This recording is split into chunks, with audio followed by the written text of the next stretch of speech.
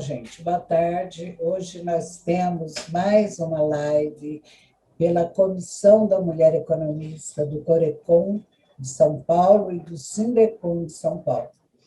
E nós estamos trazendo uns assuntos muito interessantes, eu acho que acrescentam muito para todos nós, e o de hoje não vai ser diferente.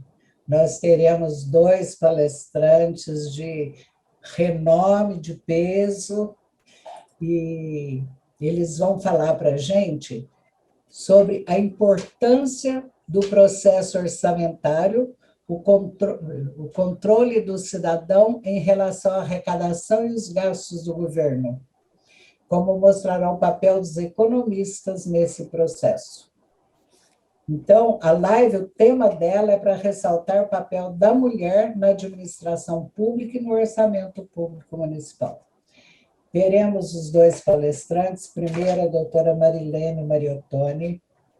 Ela é conselheira da Associação Paulista de Municípios, APM, membro do Conselho Estratégico do Movimento Mulheres de Verdade, foi vereadora por 5 mandatos, então uma pessoa de altíssimo gabarito para falar isso tudo para a gente, que conhece logo.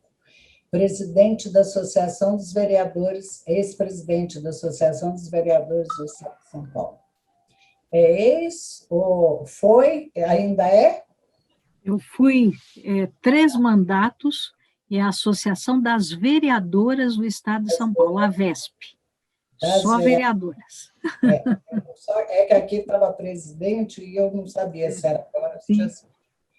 Olha, muito prazer em ter você aqui com a gente. Agora eu vou ler do Dr. Odilon, que é Odilon Gomes. Ele é economista e mestre em economia pela PUC de São Paulo, professor do curso de graduação, pós-graduação, MBA, de economia também, membro do Corecon de São Paulo, foi vereador na cidade de São Paulo, subprefeito na cidade de São Paulo, também sabe muito.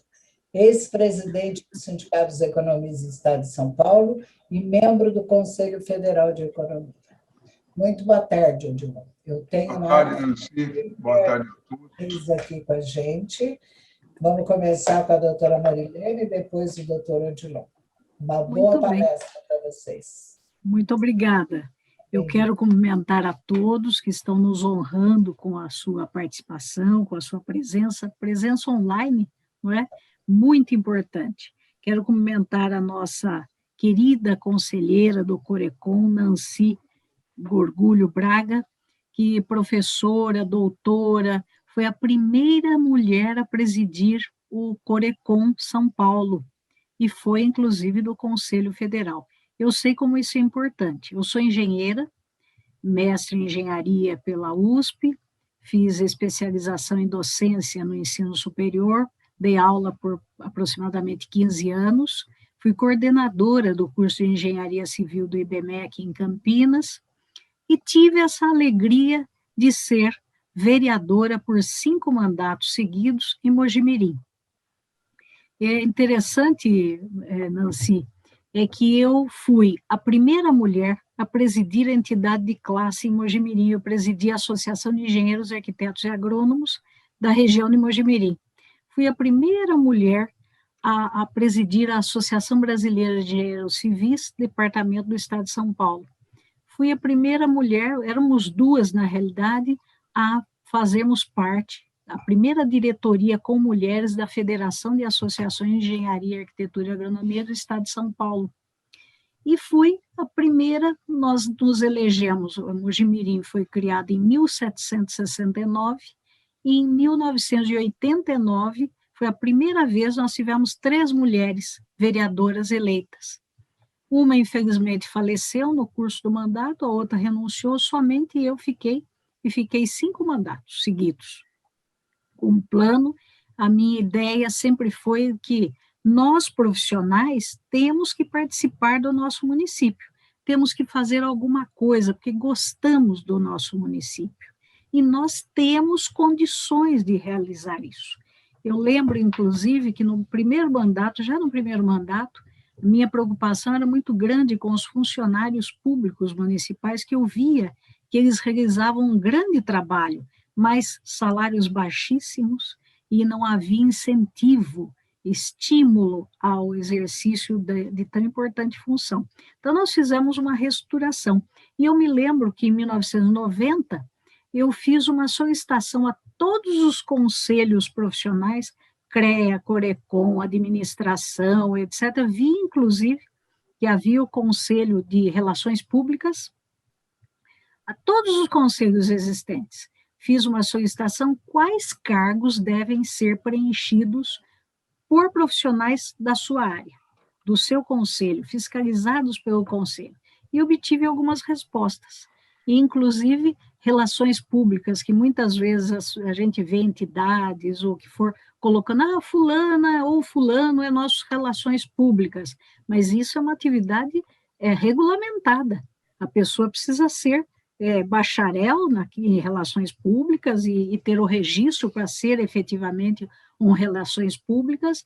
Então, vejo a importância, porque a pessoa, o cargo bem preenchido, traz grandes vantagens para os munícipes e para o município. E, evidentemente, quem é que paga os impostos, quem é que mantém esta máquina? São as pessoas, né? Notadamente, eu gosto sempre de dizer, a classe média que trabalha tanto, paga os seus impostos e procura fazer o melhor possível, não é? Cumprindo o seu papel de cidadania, mas nós precisamos, enquanto políticos, precisamos ter esse respeito com o dinheiro público. Então, acho imprescindível que os profissionais das várias carreiras participem da área política, como fez o nosso querido doutor Odilon, que foi também vereador, não é fácil, mas ainda mais uma cidade como São Paulo, eu fui em Mojimirim, cidade de 100 mil habitantes, mas nós precisamos ocupar esses espaços, sabendo que nós temos condições de ocupar esses espaços com qualidade, e nós gostamos dos nossos municípios, queremos o melhor para eles. Então, antes de pedir para a Amanda colocar o slide, eu gostaria de dizer o seguinte, eu quero cumprimentar o Pedro Afonso Gomes, que está aqui conosco, que é o vice-presidente do CORECON, o presidente Luiz Barsi Filho, cumprimentar a Nancy, novamente, que já cumprimentei, que é conselheira efetiva, e as duas conselheiras suplentes, a Maria Tereza e a Salete Laura. Olha, estou realmente honrada em estar aqui. Então, Amanda, por gentileza, coloque o primeiro item lá, aliás, o segundo, né? Nós já estamos no segundo, eu falei. O segundo vai falar sobre o ODS. Vamos, então, para o segundo, Amanda, por gentileza. Vamos passar para o segundo slide, esse. Vejam, em 2015, a ONU definiu as ODS, Objetivos de Desenvolvimento Sustentável, e ela definiu ali 17 importantíssimos objetivos. E um deles, o quinto, fala em igualdade de gênero. Nós sabemos que o mundo, nós vamos falar do Brasil, nós sabemos que há uma grande distância entre direitos de homens e mulheres. E eu sempre falo, viu, professor Odilon, que o problema da discriminação contra a mulher é um problema da sociedade, portanto, só vai ser corrigido com a atuação de mulheres e homens de boa vontade, para que os cargos tenham as melhores pessoas, as pessoas mais gabaritadas, para aquilo que possam produzir, possam apresentar os melhores resultados, como nós, né, Nancy, fizemos os melhores resultados lá no IBMEC, reestruturamos o curso de Engenharia Civil e apresentamos os melhores resultados. O próximo, Amanda, faz favor. Então, no próximo, nós estamos vendo o seguinte, a ONU Mulheres e o Pacto Global definiram 7 princípios de empoderamento da mulher. Então, são 7 ali, todos igualmente importantes, e eu chamo a atenção para o quarto, que é promoção da educação, formação e desenvolvimento profissional para as mulheres. Nós temos pessoas ótimas, mas que muitas vezes não têm oportunidades, homens e mulheres. Mas nós estamos vendo que muitas vezes a mulher deixa de ter oportunidades, por quê? A mulher não precisa estudar, não precisa, precisa sim, todos precisamos na realidade. Então, essa questão da formação profissional é muito importante, e o Corecon deve agir, assim como outros, CREA, o Conselho das Relações Públicas, e, enfim, e tantos, né, de enfermeiros, de médicos, fisioterapeutas devem agir para que nós tenhamos pessoas habilitadas nos respectivos cargos. O próximo, Amanda, por favor. Bom, agora nós vamos, então, colocar o nosso assunto, que é a mulher na administração pública. Antes, porém, dizendo a importância da mulher nas empresas. Em agosto do ano passado, a vice-presidente de finanças da Pepsi, no Brasil, diz o seguinte, que é preciso tirar rótulo de que mulher não serve para exatas. Precisamos tirar esses rótulos. Cada um tem a sua vocação, a sua oportunidade, e nós devemos ter os melhores, seja homem, seja mulher, os melhores em cada cargo. Nas empresas, a mulher na política. A Associação de Vereadoras do Estado de São Paulo diz assim, lugar de mulher é na política, é o slogan que ela adotou. Por quê? Nós precisamos incentivar a participação muito pequena da mulher na política, e ela, sem dúvida, faz um bom trabalho com os homens eleitos. A mulher nas entidades representativas tem tudo a ver com cidadania. Nós temos muitas entidades filantrópicas, associações de moradores, clubes de serviço, Rotary, Lions e tantos, né, Interact, Rotaract, tantos clubes que temos. Importante a participação da mulher. A mulher nos conselhos, nós temos tantos conselhos, e eu sei que está, vamos dizer assim, a mulher está aumentando um pouquinho a sua participação nos conselhos profissionais, nos conselhos municipais de saúde, educação, segurança, assistência social e outros, né? A mulher na administração pública, ela tem um grande espaço. Pode ter cargo eletivo, pode ter cargo efetivo, de provimento efetivo, por concurso, pode ter um cargo admissível ad nutum, que a gente fala, que é aqueles de nomeação, né? Portanto, o lugar da mulher é onde ela quiser. Ela pode ter, desde que tenha condição de realizar aquele trabalho, deve realizar. E não podemos esquecer que a mulher tem um pouco de receio do protagonismo. Então, nós mulheres e os homens de boa vontade devem incentivar a que a mulher ocupe cargos de direção, de chefia, enfim, precisamos fazer isso. O próximo, Amanda? Bem, então vamos para o próximo. O orçamento público municipal é o próximo, Amanda. Uma pergunta que sempre fazem: o orçamento começa a ser feito pela despesa ou pela receita? Normalmente se faz orçamento público municipal, está aí, Amanda, pela despesa. E esse é um ponto. Bom, você pode, né, Odilon, começar pela área que quiser, desde que as coisas batam. Mas despesas são sempre certas e as receitas são sempre estimadas, assim como as despesas também. Mas nós precisamos tomar muito cuidado para que nós tenhamos orçamentos mais enxutos e tenhamos a otimização dos recursos públicos. Os recursos estão cada vez mais escassos. Portanto, nós precisamos tomar cuidado, porque se estimamos muito a nossa despesa, vamos ter que aumentar impostos. É um problema que o Brasil está enfrentando. Principalmente a classe média não aguenta mais pagar impostos. E, no entanto, é ela sempre chamada para cobrir rombos. Rombos por quê? Há vários motivos, desvios de dinheiro público, mas há também outros. Por exemplo, a não otimização desses recursos, a escolha de prioridades. Então, no segundo item, eu digo, como a economista pode colaborar? De várias formas, em entidades da sociedade, em cargos eletivos, cargos públicos municipais. Apareceu a figura na discussão do orçamento, o orçamento participativo. ainda é uma coisa muito tênue, muito difícil, muito frágil, porque as pessoas têm dificuldade também de participar. E, às vezes, também por parte da liderança política, pública, não há um preparo da população para que a população possa, as pessoas possam participar de uma discussão de um orçamento. Quais são as suas prioridades? O dinheiro é esse. O que vamos fazer prioritariamente com isso? Não é? Estamos vendo no Brasil. Não se compra vacina, vamos comprar remédios não comprovados, enfim, tudo isso é uma questão séria, não é? Que cabe ao nosso orçamento.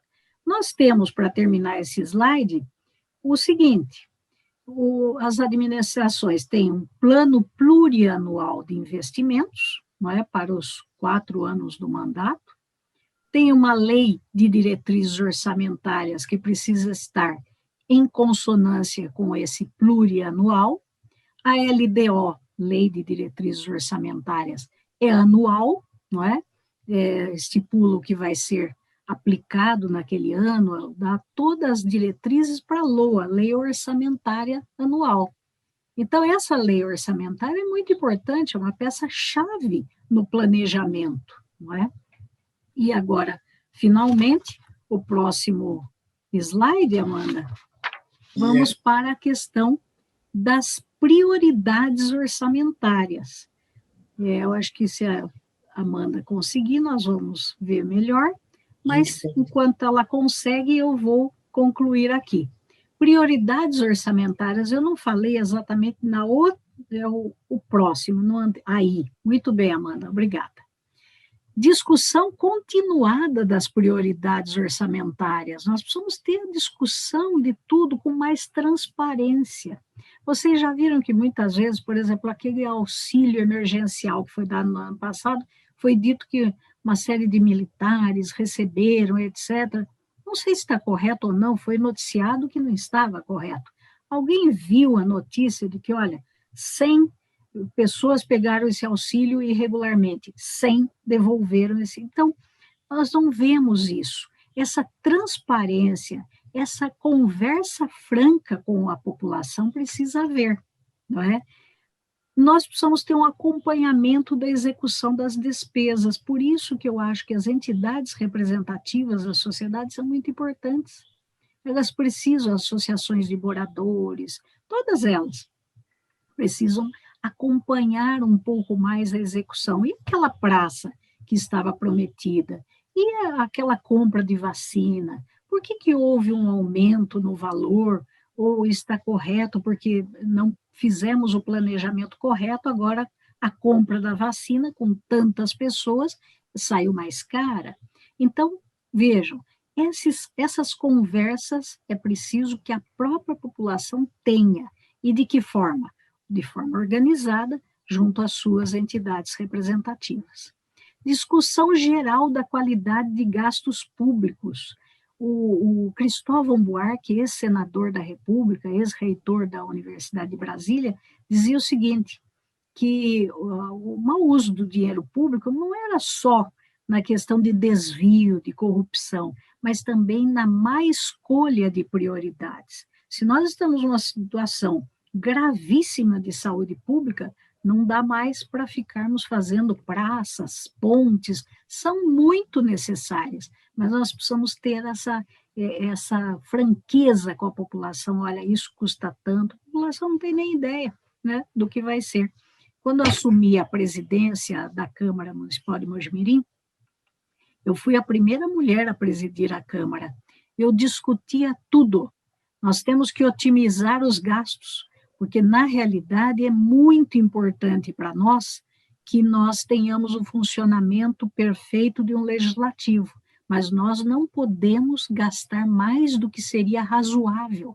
Tanto que, no primeiro ano, eu consegui economizar 1/3 do orçamento previsto, não é, para a Câmara Municipal. Isso serviu, inclusive, houve a devolução, como é de lei, para a prefeitura, os cofres municipais, e até foram pagos funcionários e tudo mais da própria prefeitura.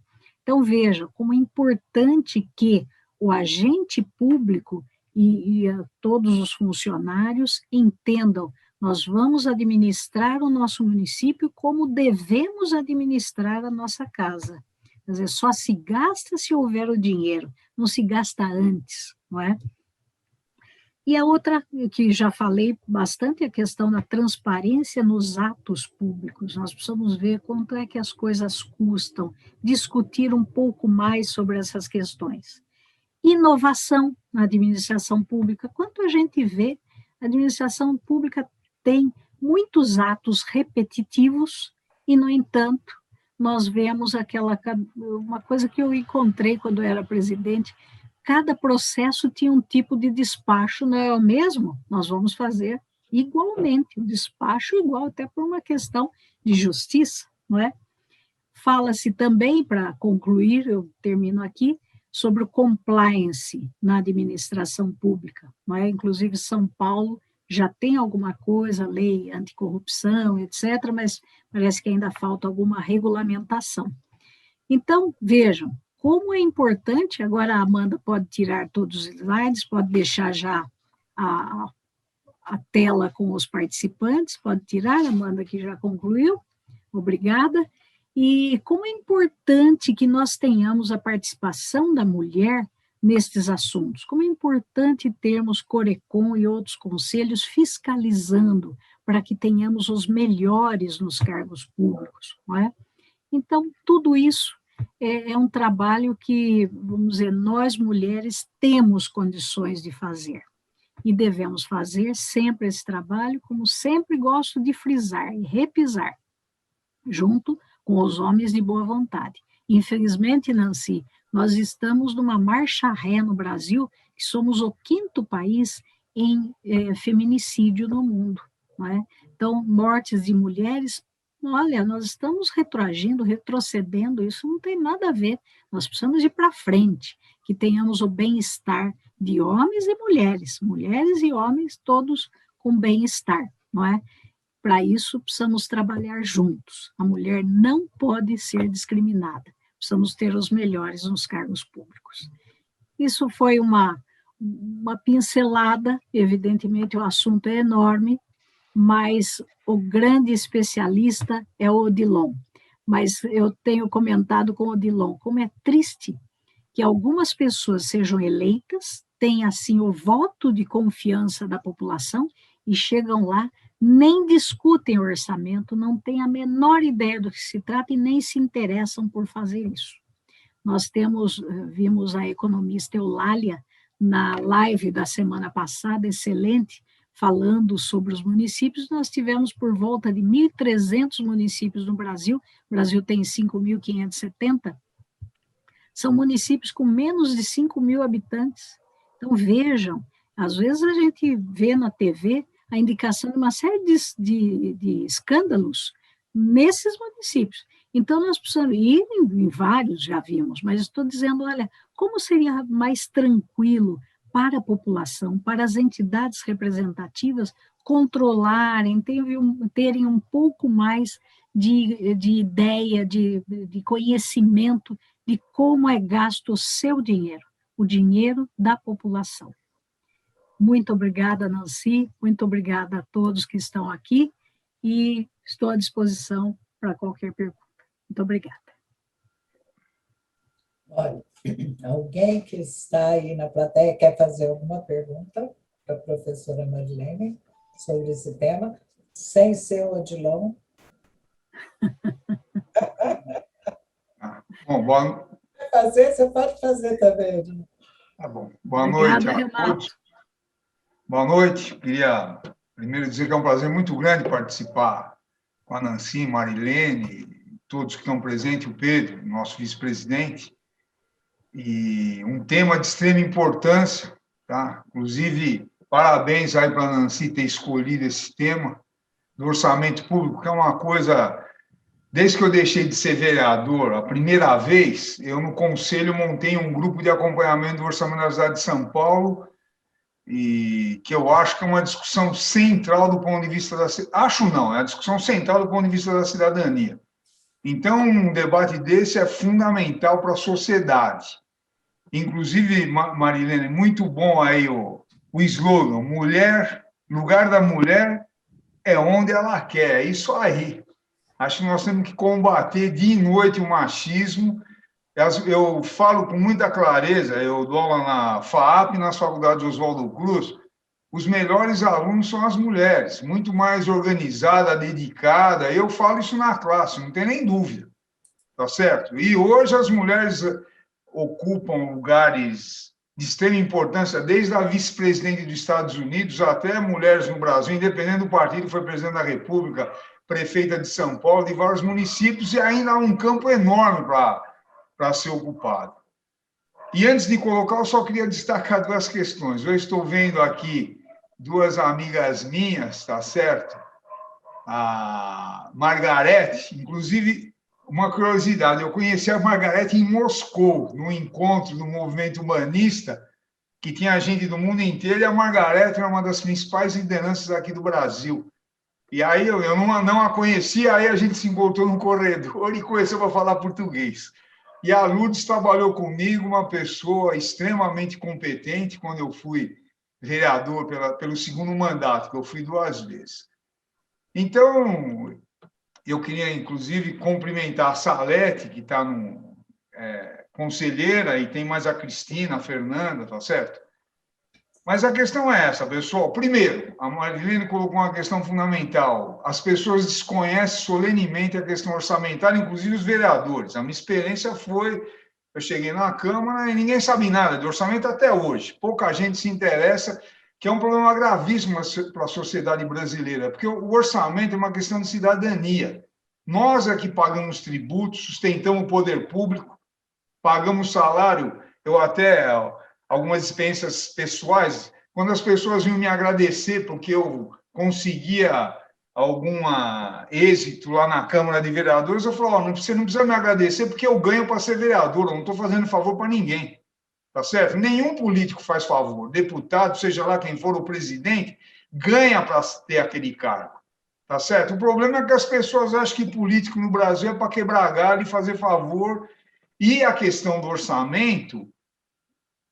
Qual é a grande questão? É que todos os tributos que nós pagamos estão registrados no orçamento público, dos 5.670 municípios, dos 26 estados e Distrito Federal, do governo federal. Está tudo lá.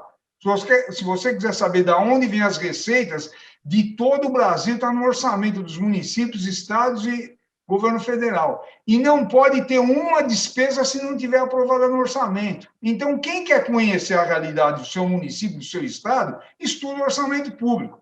O problema é que é uma ignorância generalizada, e aí não é do povão, não. Se você pega, eu já tive contato com lideranças empresariais, e canso de falar sindicais, que os sindicatos deveriam nomear, tanto de empresário como de trabalhador, uma diretoria para acompanhar a execução orçamentária. Porque aí você ajuda a combater a corrupção e isso que a Marilene falou, se está bem aplicado os recursos públicos, tá certo? Então, primeiro, essa característica de orçamento é decisivo para a sociedade. É que no Brasil ainda, pessoal, as pessoas acham que dinheiro público não é em árvore, essa é a grande questão. Se você pega na Europa, nos Estados Unidos, o grande debate dos governos é o debate orçamentário. Quando o presidente da República vai lá apresentar o programa dele, todo ano na Câmara Federal, ele vai discutir uma das questões centrais, é o orçamento público. E aqui ninguém nem sabe quais são as datas, o que cada um significa. Veja, o orçamento público, a base legal dele é a Constituição Federal, do artigo 165 ao 169, a Lei de Responsabilidade Fiscal e a Lei 4.320. Essa é a base para você organizar o orçamento, tá? Se você for lá, quem for trabalhar, tem que ter esses documentos na mão. E o processo orçamentário, tá certo? Ele é constituído, a Marilene já avançou nisso, mas eu vou entrar um pouco em detalhe, primeiro pelo plano plurianual, depois pela lei de diretrizes orçamentárias e depois pela lei de orçamento anual. O plano plurianual, pessoal, hoje, neste ano, todos os prefeitos do Brasil são obrigados a apresentar o plano plurianual, que é um plano de 4 anos, tá? Para os próximos 4 anos. Ele vai ser estudado e aprovado esse ano, ele tem que ser enviado para as câmaras entre agosto e setembro, vai ser aprovado até o fim do ano, e ele é por 4 anos. Então, 2022, 23, 24 e 25, que vai ter um novo prefeito. Então, ele pega 3 anos de um mandato e 1 ano do mandato seguinte. Ele tem uma importância estratégica. Mais um detalhe, a lei do diretrizes das cidades, ela define que o plano diretor ele tem que estar espelhado no plano plurianual, na lei de diretriz orçamentária e na lei do orçamento, tá certo? Então, o plano plurianual tem uma importância enorme. O que está definido na Constituição Federal? Que ele tem que definir as despesas de capital, as despesas delas decorrentes e as despesas de duração continuada. São 3 conceitos que quem não souber não vai conseguir entender. O que são as despesas de capital? São os investimentos, construção de escola, creche, hospital, centro cultural, estradas, tá? Isso é despesa de capital e mais um material permanente. Então, um hospital é tomografia, raio-x, cama para os doentes, isso tudo é despesa de capital, computador, tá certo? Isso o plano plurianual exige por 4 anos. Aí ele coloca mais o quê? As despesas de capital e as outras delas decorrentes. O que são outras delas decorrentes?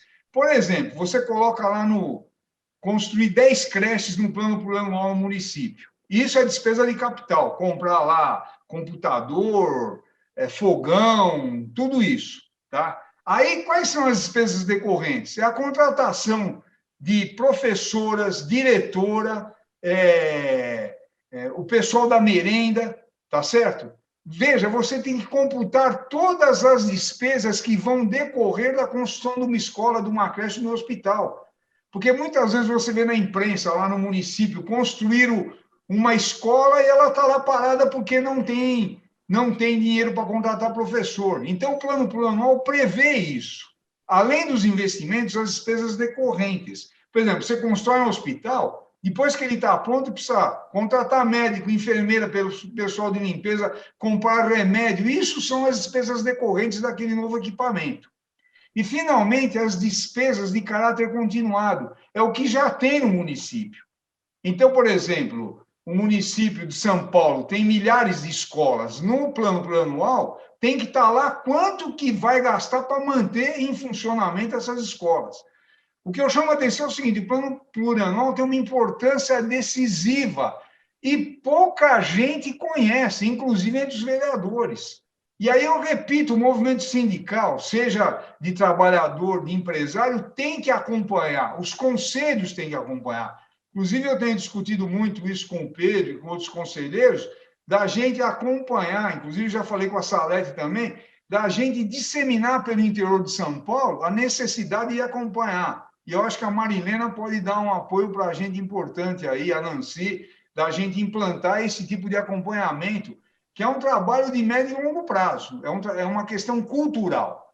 Segundo, a lei de diretriz orçamentária, ela também é uma lei anual, como a Marilene já falou, ela é enviada para a Câmara entre agosto e setembro e aprovada até o fim do ano. E ela tem alguns aspectos fundamentais. Primeiro, ela tem que colocar as prioridades para o orçamento do ano que vem. Tá certo? Então, a LDO ela é aprovada no primeiro semestre. Eu estava comentando equívoco. Ela tem que em abril ela tem que ir para a Câmara e é aprovada até o fim de junho. Senão, não pode entrar em recesso do Poder Legislativo. E ela vai definir as diretrizes para o orçamento de 2022. Por exemplo, a LDO de 21 vai definir as prioridades para 2022, tá certo? Além disso, se for ter alguma mudança tributária, a LDO tem que assinalar. Se tiver aumento para o funcionalismo ou plano de carreira, tem que estar na LDO. Ela tem uma importância enorme, tá certo? É outra lei também fundamental. E, finalmente, a lei do orçamento é onde estão todos os tributos. Então, na área municipal, o IPTU, o ISS, o ITBI, as taxas, as transferências na área da saúde, de educação, a transferência do ICMS, que é o imposto estadual, e 25% vai para o município, a transferência do IPVA, que é o imposto estadual, e 50% vai para o município. Quer dizer, veja, isso tudo está na lei do orçamento. Todas as transferências federais, pelo Fundo de Participação dos Municípios, Ele é um fundo que é composto pelo imposto de renda e pelo IPI do Brasil inteiro e tem uma série de regras de transferência para os municípios. E 23,5% da arrecadação do imposto de renda e do IPI é dividido entre 5.670 municípios, com várias regras, desde o tamanho da população e etc. Tá certo? Veja, outro detalhe, cerca de 50% dos municípios no Brasil se mantém por causa desse fundo. E aí que, só para a gente fazer uma ligação com a questão macroeconômica, com a crise que nós estamos atravessando, cai a arrecadação de tributos e a capacidade do município investir, inclusive das transferências. Então, a lei do orçamento ela é fundamental. E a LDO, pessoal, isso é que é interessante, ela conversa com o plano plurianual e com o orçamento, com a lei do orçamento. Porque, por exemplo, você coloca no plano plurianual construir durante 4 anos 10 creches lá no município, a LDO vai dizer a cada ano quantas vão ser construídas, para constar do orçamento. Vamos supor que no primeiro ano lá de vigência do plano plurianual, o prefeito decidiu fazer 2 creches, a LDO vai colocar isso. Então, é todo um mecanismo importantíssimo que a sociedade precisa se apropriar, que é a questão da cidadania. E veja, eu fui vereador e fui subprefeito. E então, eu atuei na área da fiscalização e na área da execução. E a minha dissertação de mestrado é nessa área, né? Foi a análise do orçamento, porque a primeira vez que eu fui vereador, o Maluf era o prefeito. E alguns detalhes que eu gosto de falar. O Maluf está preso por causa da minha ação.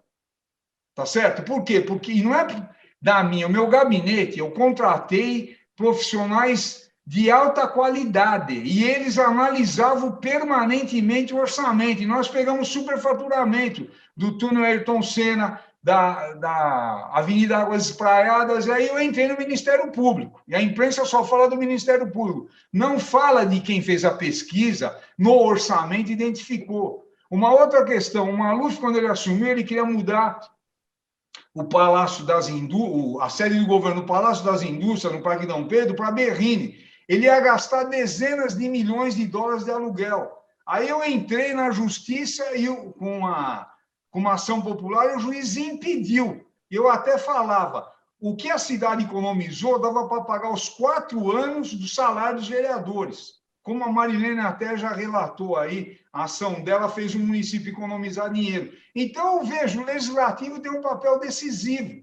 Inclusive, para esclarecer, esse trabalho que nós estamos fazendo, que nós queremos desencadear no Conselho, aí, com o apoio do Pedro, de todos aí, tá certo? É do ponto de vista de você fiscalizar onde vai ser aplicado esse dinheiro, tá certo? E mais uma questão importante, para ir encerrando aí a minha fala, da minha experiência, quando eu fui subprefeito, eu fui no meu 2º mandato. Eu fui eleito vereador, não me reelegi, eu me candidatei, eu fiquei como 2º suplente, e aí eu fui nomeado 2 anos subprefeito, e aí assumi o mandato novamente. E quando eu fui subprefeito, a primeira coisa que eu fiz foi colocar na sala onde o povo tinha acesso uma lousa, inclusive escrito a giz, tá certo? Quanto que era o orçamento do município, traduzido por uma linguagem que qualquer pessoa entendia. Não adianta você colocar serviço de terceiros. Eu colocava lá, contratação de empresa de tapa-buraco, não sei quantos milhões. Contratação de empresa de manutenção de área verde, tantos milhões. Contratação de empresa para limpeza de córrego, tá certo? E também colocava lá, gasto com material de consumo. O que é? Quanto que ia gastar com gasolina, etc.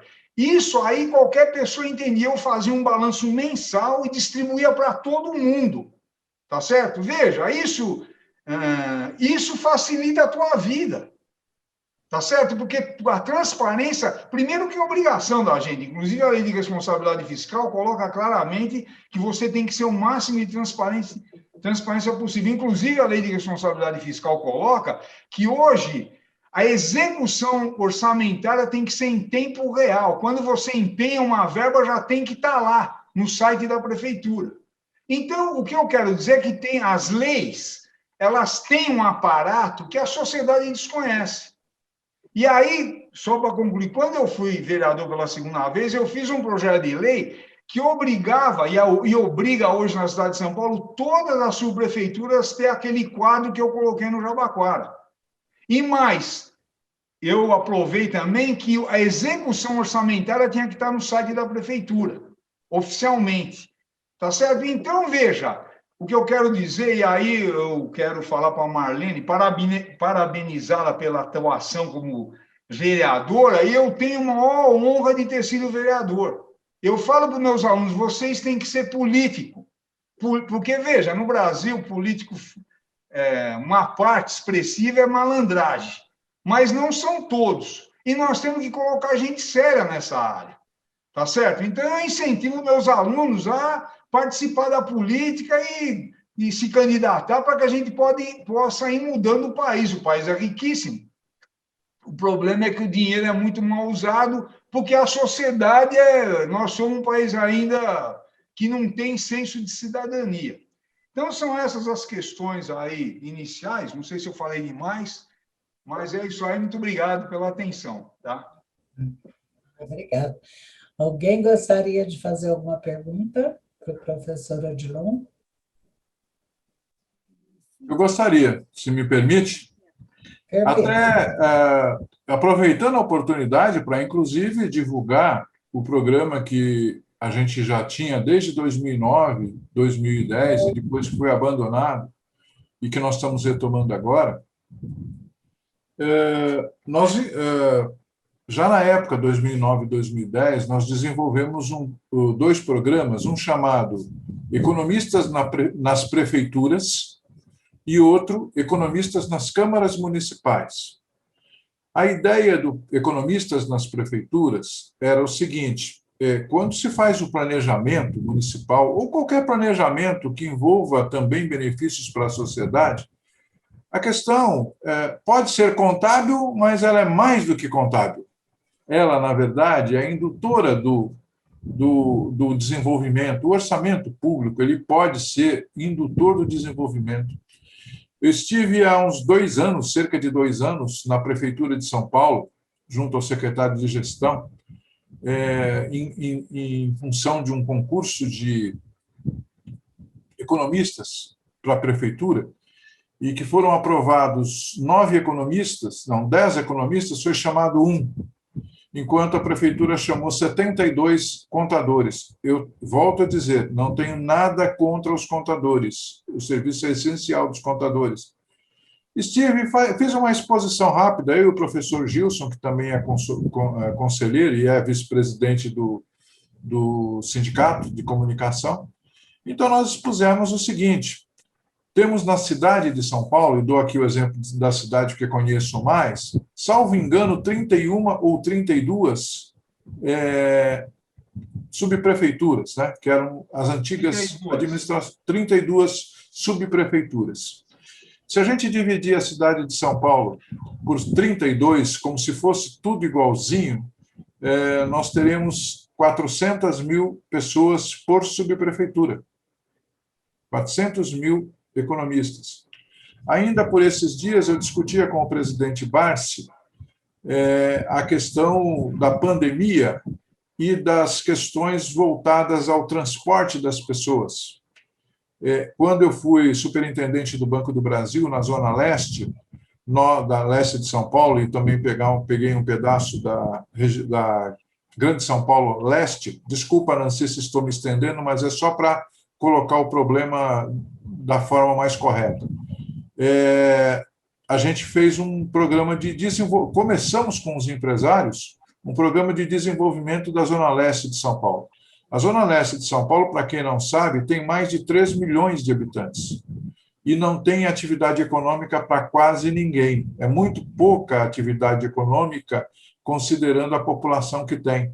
E esse povo é obrigado a pegar ônibus lá na estação Guaianazes e vir para o centro e pegar metrô e não sei o que lá, e tudo isso sobre a pandemia. Mas não é sobre a pandemia apenas, é gastar 1h30 para ir, 1h30 para voltar todos os dias. enquanto que poderia haver polos de desenvolvimento nessa região. E falamos isso para o secretário de gestão, que na época achou até interessante, depois as coisas não evoluíram para a gente fazer uma apresentação mais ampla para várias secretarias. Eu acho que é muito importante economista na prefeitura para ajudar a planejar o desenvolvimento e na Câmara Municipal também, porque a Câmara também não é só homologadora, a Câmara também é direcionadora dos recursos. Por ela passa a ideia do que o que é melhor para o município. A verba é sempre limitada, sempre escassa. Então, vamos usar da forma mais multiplicadora possível em termos de desenvolvimento. Essa é a minha concepção. Mas eu faço mais essa consideração e coloco, tanto para a Marilena quanto para o Odilon, essa experiência que vocês tiveram no Legislativo, como poderia a gente encaixar isso, a colaboração da categoria dos economistas para este ponto fundamental, que é o orçamento público. Poderia dar umas sugestões aí? Dá licença. Então, eu concordo com o Pedro que o orçamento é uma forma de indução do desenvolvimento econômico. Concordo com a Marilene também, que falou que o orçamento tem que ser mais participativo, tem que ter mais participação da população. Eu até sugeri, dei uma ideia no Conselho lá de Economia, lá no Corecon, numa plenária do mês retrasado, de colocar essa matéria nas escolas, onde que o jovem ele começa a ter noção de cálculo, noção da vida social deles, tal, começar a participar, né? Para ser uma forma indutora da pessoa do jovem participar mais. E também concordo com o Odilon também, de fazer essa forma mais participativa também dentro das câmaras de vereadores de todo o Brasil, né?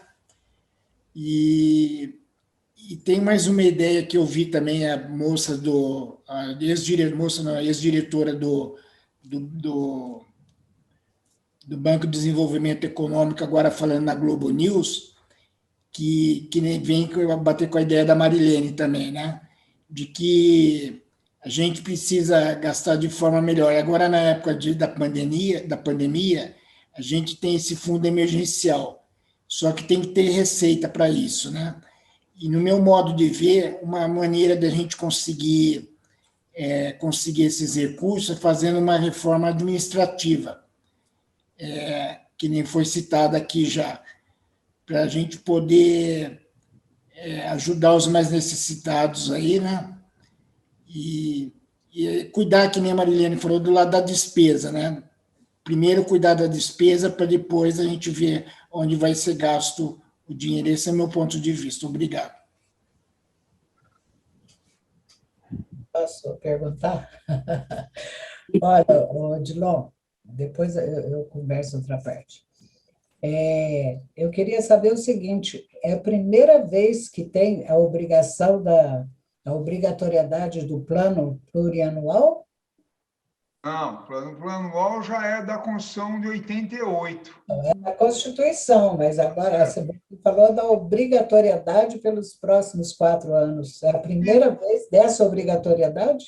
Ele é um plano que está definido no artigo 165 da Constituição de 88, e lá está definido que ele é um plano quadrienal, que ele tem que ser elaborado no primeiro ano da posse do Executivo. Então, o presidente da República tem que ter um plano plurianual, governadores e prefeitos. Então, por exemplo, aí em Campinas, o prefeito já tem que estar pensando para os próximos 4 anos onde é que vão ser os investimentos dele. Isso é obrigatório no Brasil inteiro, e já vem desde 88. Então sempre foi obrigado. Sempre foi obrigado. Sempre foi. Tá? Que faz parte da Constituição um monte de coisa, e tem um monte de coisa que não se obedece à Constituição. Se não fizer, vai ser caçado. O Tribunal de Contas vai para cima. Né? Agora, se você me permite, Nancy, só fazer um adendo. Realmente você tem razão, a Constituição tem um monte de coisas, enfim, mas o Odilon falou muito bem. se os municípios não tiverem essas 3 peças, plurianual, LDO e a lei orçamentária, não existe município, né? O Tribunal de Contas vai em cima. Então, veja, é muito importante, porque a ideia disso foi o quê? Garantir que o município funcione, continuidade das administrações. Bem falou, Odilon, ele entra planejando os próximos 3 e um do próximo prefeito, não é? Então, veja, isso é muito importante. Agora, só para dizer uma questão aí do Pedro, eu acho que nós temos que encampar a ideia do Odilon de discussão pelos conselhos e imagino que nós tenhamos um local muito interessante, que é o conselhão. Nós temos um conselho informal, que é o conselho dos conselhos. Então, ali entra economista, engenheiro, médico, enfermeiro, fisioterapeuta, relações públicas, enfim. Acho que são perto de 30 conselhos. Esse conselhão existe, funciona, inclusive um dos presidentes foi o Augusto Viana, que é o presidente do Conselho Regional dos Corretores de Imóveis, e o CRES, São Paulo. Realmente é uma pessoa muito dinâmica e pode nos ajudar nesse trabalho. Porque, veja, quando eu citei a questão dos municípios, não só dizendo da ótima live que foi na semana passada, mas como nós temos uma série de municípios tão pequenos, menos de 5.000 habitantes, isso aí já precisaria, vamos dizer, no mínimo, não é? Falam em extinção, etc., mas o que a gente precisa é tomar as rédeas desses municípios, utilizar estudantes, enfim, fazer com que eles tenham um desenvolvimento sustentável, não é? E nós vemos que os municípios estão crescendo assim, mais ou menos do jeito que vai, com dependência enorme do poder central. E aí é o que disse a Eulália, a economista Eulália, na semana passada, é o pires na mão, não é? Então, isso não é cidadania. E digo também, Odilon, eu fiz um artigo sobre a participação política da mulher, a importância da participação política. E aí, depois eu até vou mandar para a Amanda, ver se ela distribui para vocês que estão aqui. Eu falava o seguinte, que para mim existem 3 motivos para a pessoa procurar política, incompatíveis entre si. Um é o idealismo, nós precisamos aumentar essa turma de idealista, tá? Precisamos chamar os jovens, você tem toda a razão, Odilon, precisamos chamar as mulheres, precisamos chamar gente para renovação, não é? O outro é vaidade, isso é lamentável, mas existe uma parcela da vaidade. E existe uma parcela que os jornais estão nos dizendo que é muito grande, que é aquela parcela que vai para negócios. E isso está dilacerando o nosso país, não é?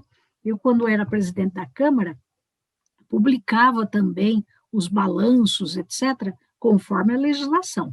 Mas aí eu mandava fazer um explicativo nos quadros da Câmara, dizendo, olha, isso é isso, foi gasto R$100 com isso, 200 com aquilo, 300, 150, dizendo o que é o gasto.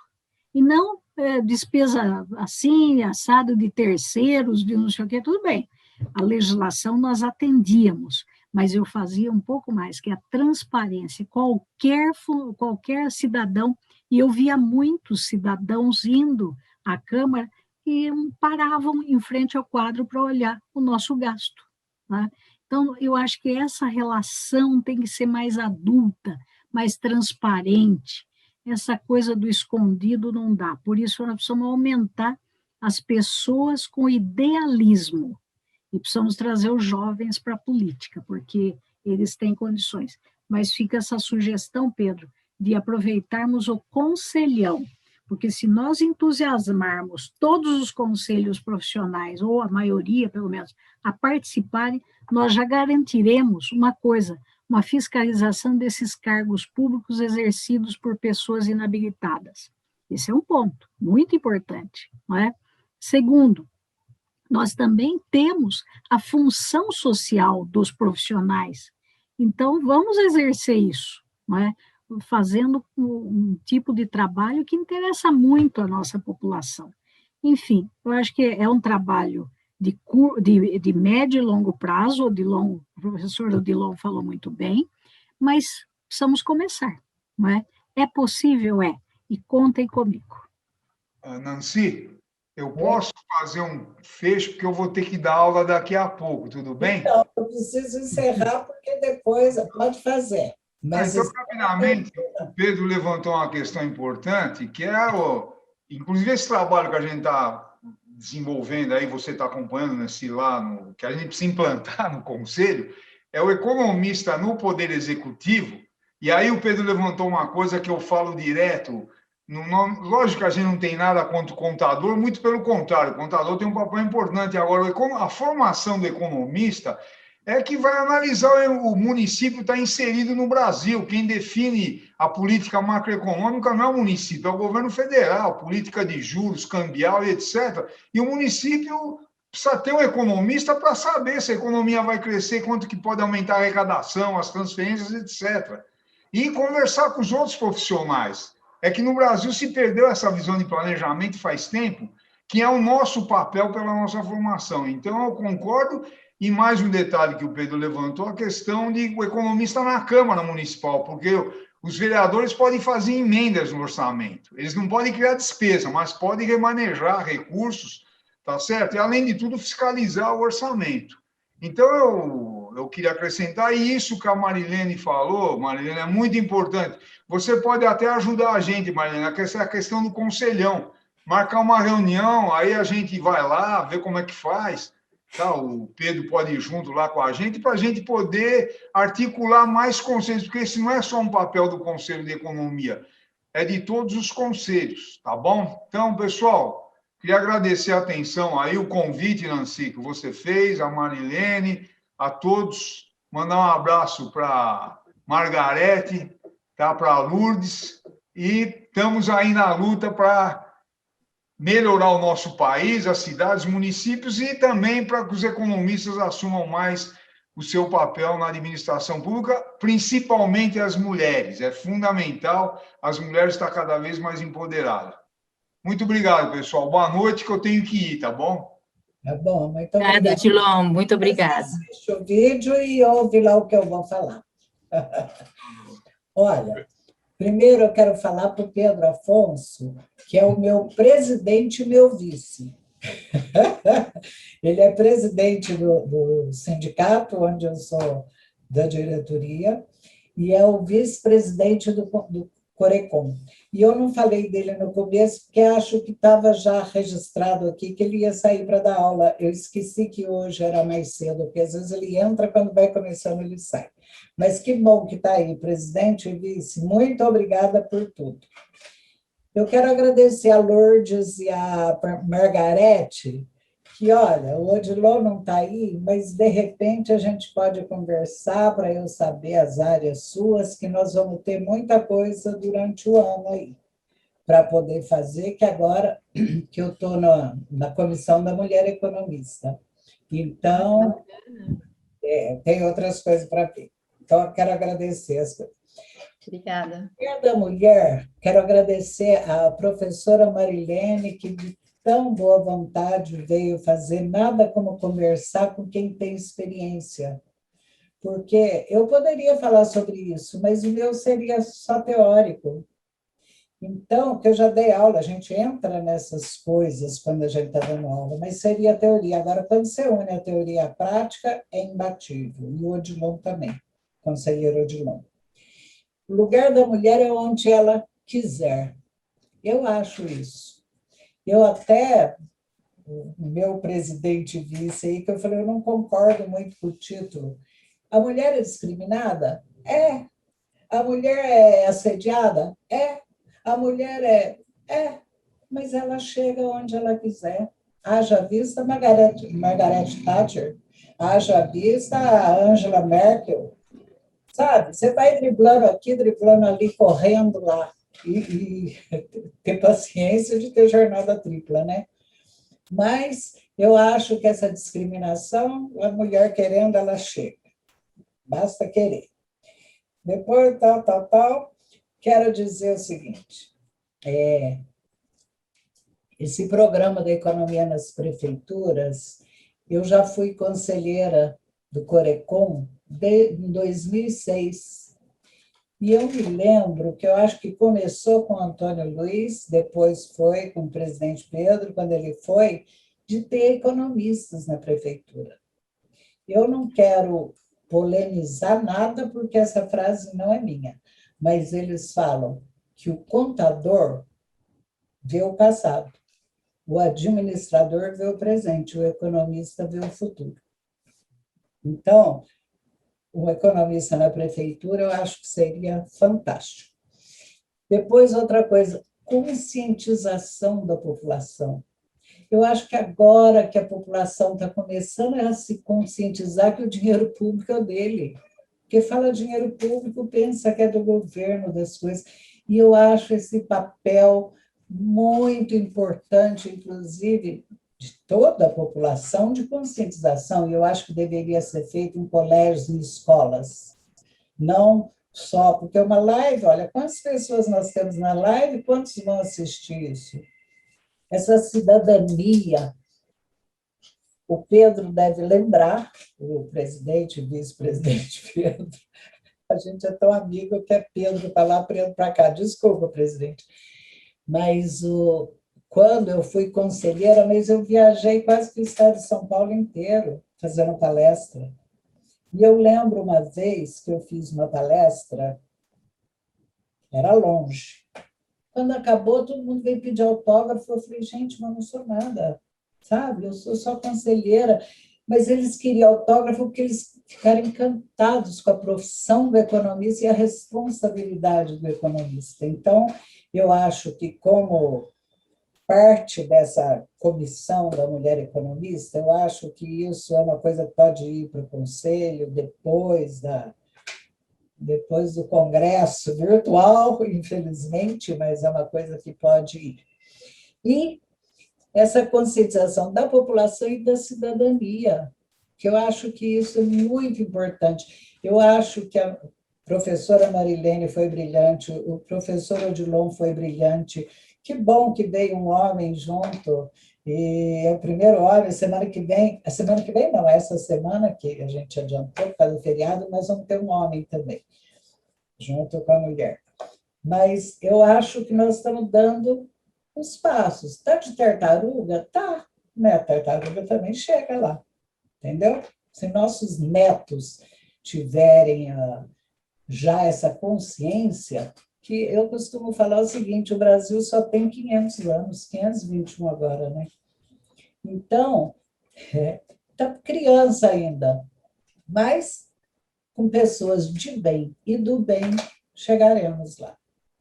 Eu agradeço todo mundo, agradeço a Marilene, a professora Marilene, a professora Odilon, ao presidente Pedro. Eu tenho uma coisa comigo que eu sou muito informal. Eu chego num lugar e converso, doutora, depois eu estou professora, depois estou conselheira, depois Nancy, vem cá, Nancy, vai lá. Ainda bem que é assim, e às vezes eu esqueço e faço isso com vocês também, eu esqueço. Mas agradeço muito, Salete, Eliana, Margarete, Leide. Obrigada, Nancy. Obrigada a todos e a todas. Obrigada e parabéns pela iniciativa, muito bom. Parabéns. Espero conhecer vocês pessoalmente um dia e dar um abraço em cada um, os que eu não conheço, porque o mundo virtual eu ainda estou no século XX. Obrigada. Obrigado. Parabéns. Boa noite. Obrigado a todos e a todas. Marilene, é muito bom e a sua ideia é ótima. Você sabe qual foi o último representante do Corecon no Conselhão? Você imagina o nome de quem foi o último diretor do Conselhão? Afonso Gomes. 2010. Faz 11 anos que o Corecon não participa do Conselhão. Por sinal, o Viana, que é cunhado do Antônio Luiz, que foi presidente do Corecon, faz aniversário hoje. Então, é interessante que é um lutador, presidente do Conselho Regional de Corretores de Imóveis, é o presidente do Conselhão em São Paulo e no Brasil. É muito importante a gente participar em conjunto com as demais categorias de profissionais regulamentados.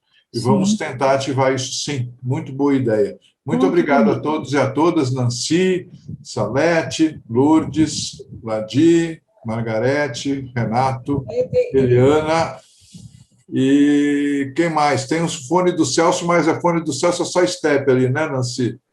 Isso. Tá bom. Obrigado, Marilene também. Obrigado a todos.